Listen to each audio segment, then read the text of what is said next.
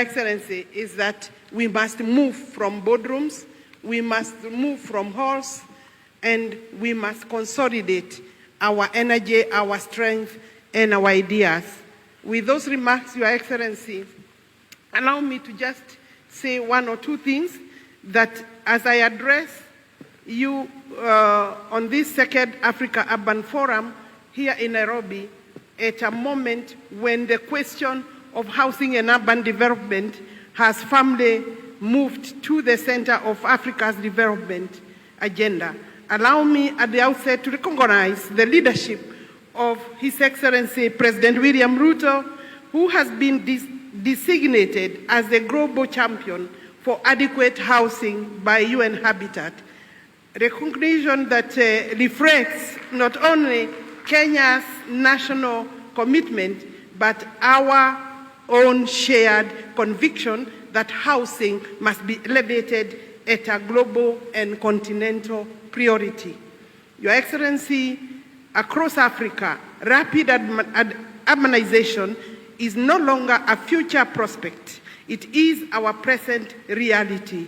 Yet, unlike previous global urban transitions, ours is unfolding under conditions of constraint, limited physical space, growing populations, climate change and vulnerability, significant infrastructure deficits.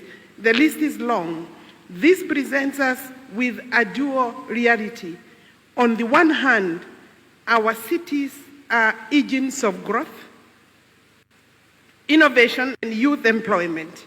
On the other hand, without deliberate and coordinated interventions, they risk becoming centers of exclusion and institutional centers of inclusion and vulnerability. It is within that context, Your Excellencies, that Kenya has made a deliberate and strategic policy choice to place housing as one of our priority areas in our national development agenda under the leadership of His Excellency.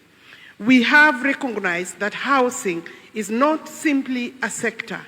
It is a system that connects land, infrastructure, finance, labor, and markets. A system that, when structured effectively, unlocks an economic activity across multiple value chains, going from construction, manufacturing, and also service delivery. The local enterprise, therefore, becomes a beneficiary, and such a system, when scaled up, is able to deliver both social outcomes and economic transformation. Excellencies, our approach to provision of adequate housing in Kenya is anchored on three key pillars. First, we have prioritized policy and institutional alignment, ensuring that housing delivery is coordinated through a whole of government approach that integrates planning, financing, and implementation. Indeed, our financing is a local solution. Second, we are advancing innovative financing mechanisms and leveraging public resources to crowd in private capital, structuring blended finance solutions, and creating predictable funding streams to support delivery of scale or at scale. Third, we are strengthening delivery systems and building institutional and technical capacity required to move from project by project implementation to program-based delivery, supported by partnership with the private sector and other stakeholders.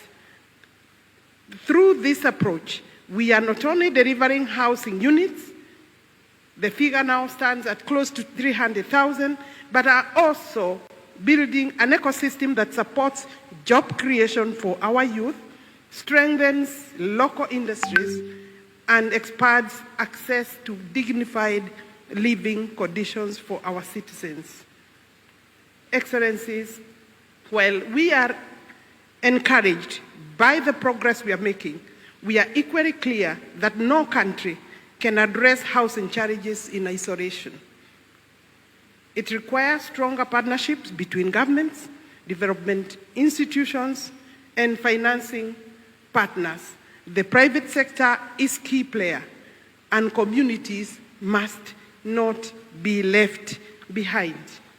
As we therefore deliberate how to overcome these challenges, the next now 2 days, starting today, because yesterday is the first day, Kenya stands ready not only to share its experience, commitments, but also to learn from you, our brothers and sisters.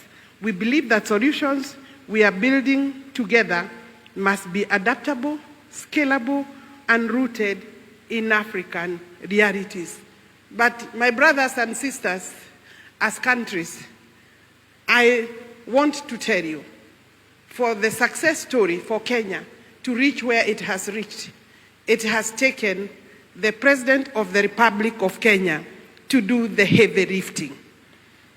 And the heavy lifting is both social, economic, and political. We have had very strong support from the legislature, but the political class, for obvious reasons, unhealthy competition, has not been that supportive. And I mean the one outside the one government approach and the broad-based government.